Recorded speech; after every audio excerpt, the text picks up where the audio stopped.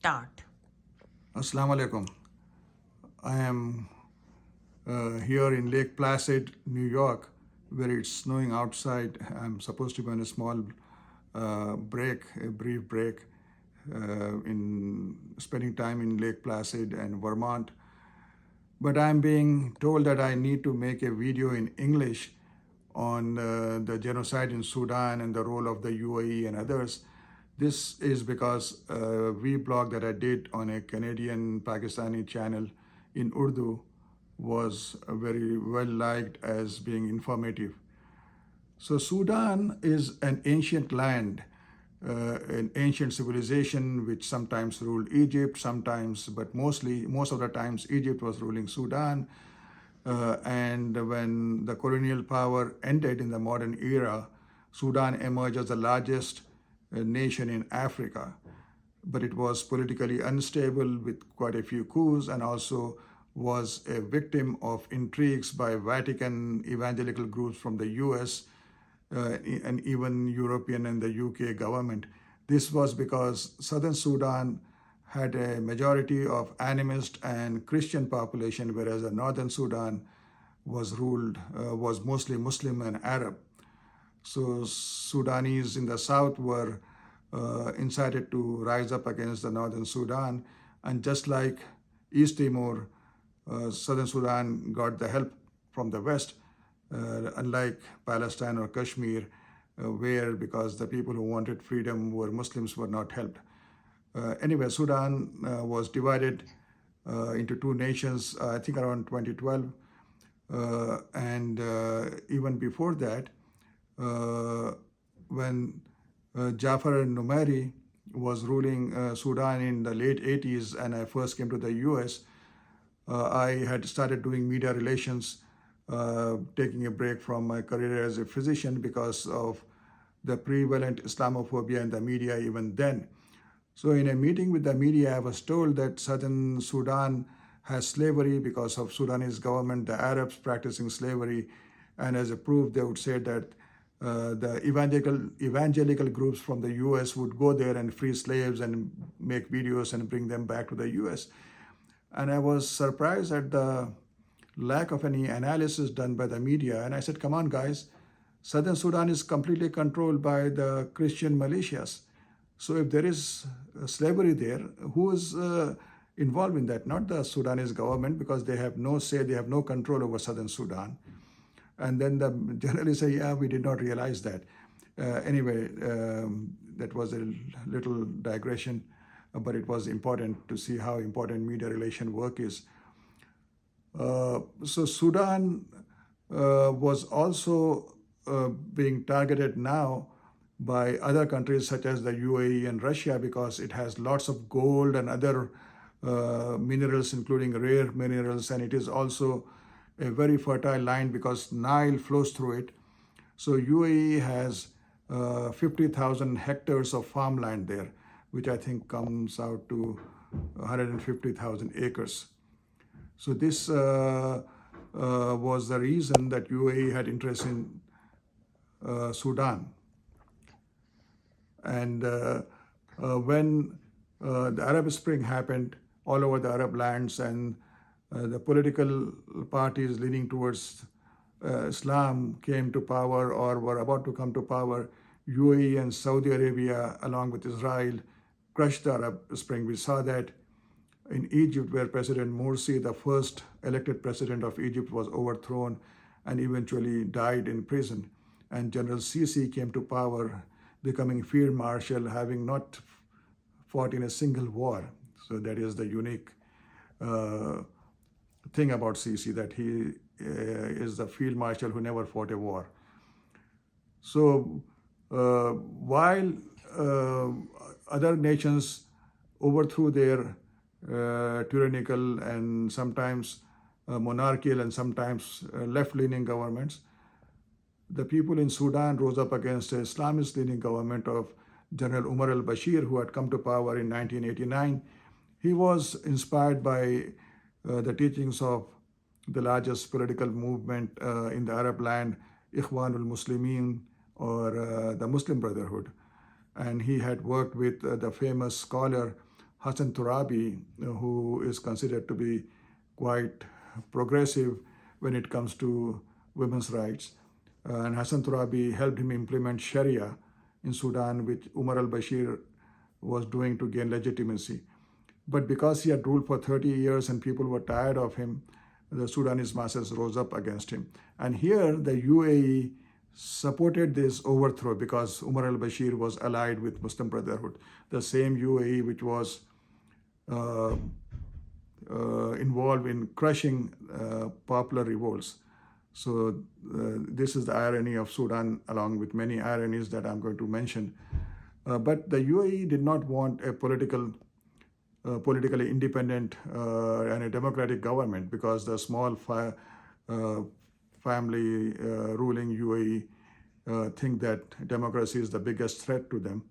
So they started supporting a commander of a very powerful militia general who was made a general by Umar al-Bashir actually, who is known as Hameti. His name is Hamdan, but he's known as Hameti. Hameti and General Burhan, the chief of army of Sudan, had worked together to sideline Umar al-Bashir to still keep the power in the army. But there was a falling out between them as to who was to control Sudan. Both are Muslims, both are Arabs, both are Sunnis. So the difference is not ideological, but for power grab. UAE was supporting Hameti because UAE is trying to, number one, crush any party that has support from the Muslim Brotherhood or which believes in democracy. And the army in Sudan was influenced by Muslim Brotherhood. And the people eventually would have voted for it if there was free elections, and the party would have emerged as one of the largest parties. So it wanted no elections there, and that was the reason. The other reason is Sudan has lots of minerals, including gold mines, and Hameti controlled those gold mines because Umar al-Bashir gave those gold mines to Hameti when he was leading a militia called Janjaweed, and Umar al-Bashir used that to suppress the African Muslim tribes in Darfur. And it is again ironical that when that was going on, Israel was talking about the Arab committing a genocide in Darfur of non-Arabs, but the thing was both were African American.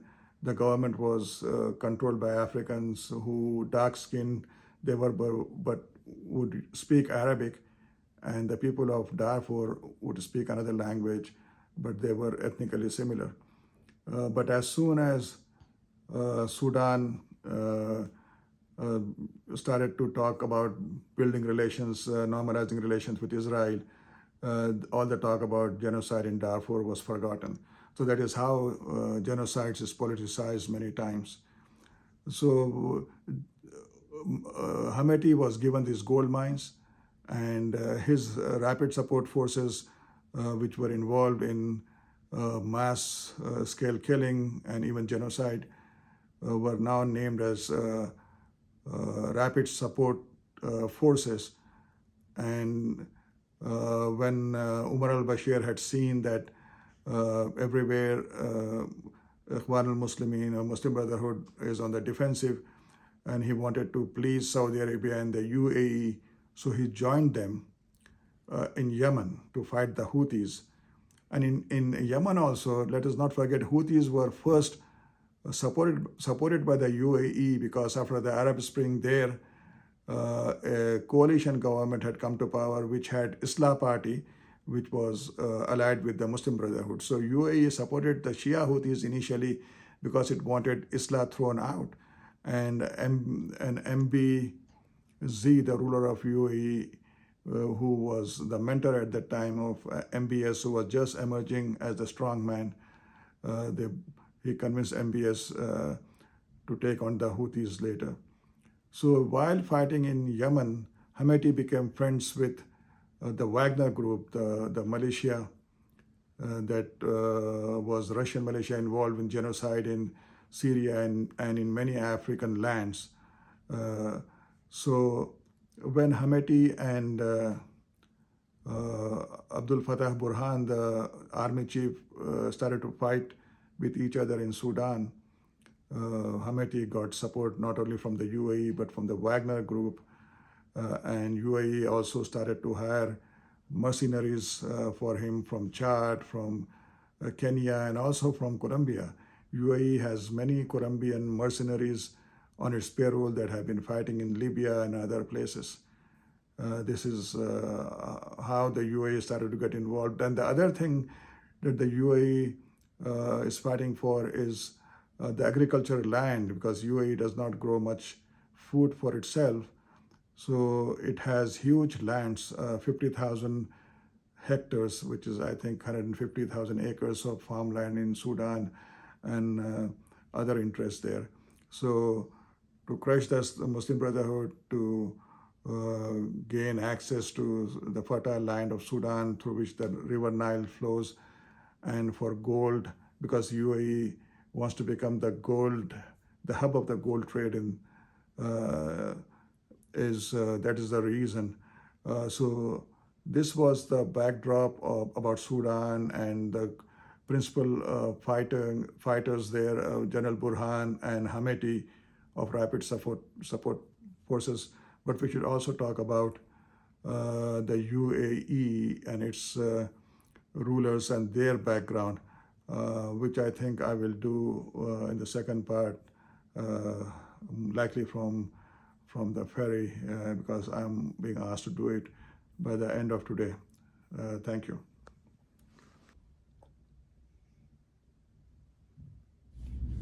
So as I was saying, UAE came into existence in 1971, and its ruler at that time was Zayed bin Nahyan bin Sultan, the grandson of Sultan.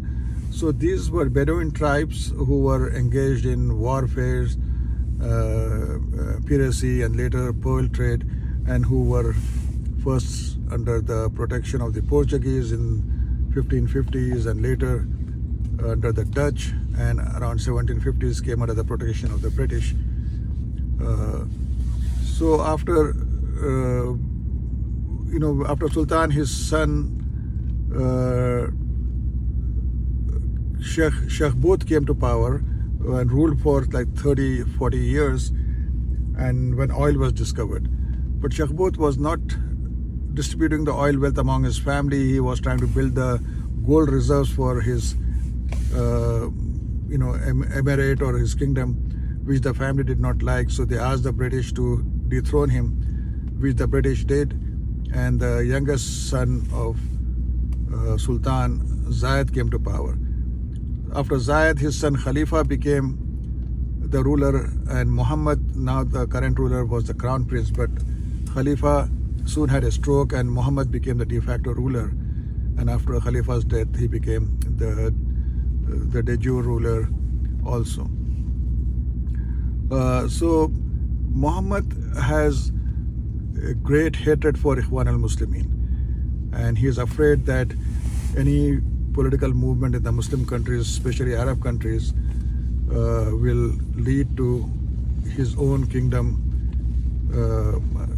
facing a popular revolution, because the people will be against tyranny and against monarchy. So he tried to crush political parties, especially political parties aligned with Islam, all over the Arab countries. He played a major part in the overthrow of President Morsi in Egypt. He is supporting Haftar, a former friend who became an enemy of Gaddafi, who was a CIA agent, and the civil war is raging in Libya. He initially supported the Houthis and helped them rise to power so that they can overthrow the new government after the Arab Spring in Yemen, because it had Islah Party, which was aligned with the Muslim Brotherhood. But Houthis, being Shia, were also aligned with Iran. So after Houthis overthrew the government of Hadi and Islah from Aden, Muhammad turned against Houthis. Mohammed bin Zayed Al Nahyan. So Muhammad started supporting Hemeti, providing him with drones, providing him with ammunition. Another reason he is doing so is because Hemeti had gold mines, and UAE has been trying to become the hub of the gold trade in the world. So this corrupt small UAE government, which is also the center for trafficking of women, is behind multiple wars and bloodshed. And the world, after getting sensitized by the genocide in Gaza, especially the youth, have now started to pay attention to these matters. So that is why we see, after the recent news reports came out of the Rapid Support Forces committing another huge massacre, another orgy of rapes. In Sudan, more than 9 million people have been displaced internally, 4 million people have been driven out of Sudan, more than 500,000 people killed, mostly children and women.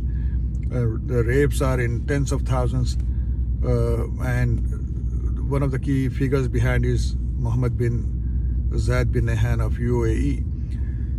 So far he had escaped attention because he had been very clever and cunning, and he had bought the US politicians as well as generals by telling them that once they retire they will have lucrative jobs in the think tanks supported and financed by the UAE.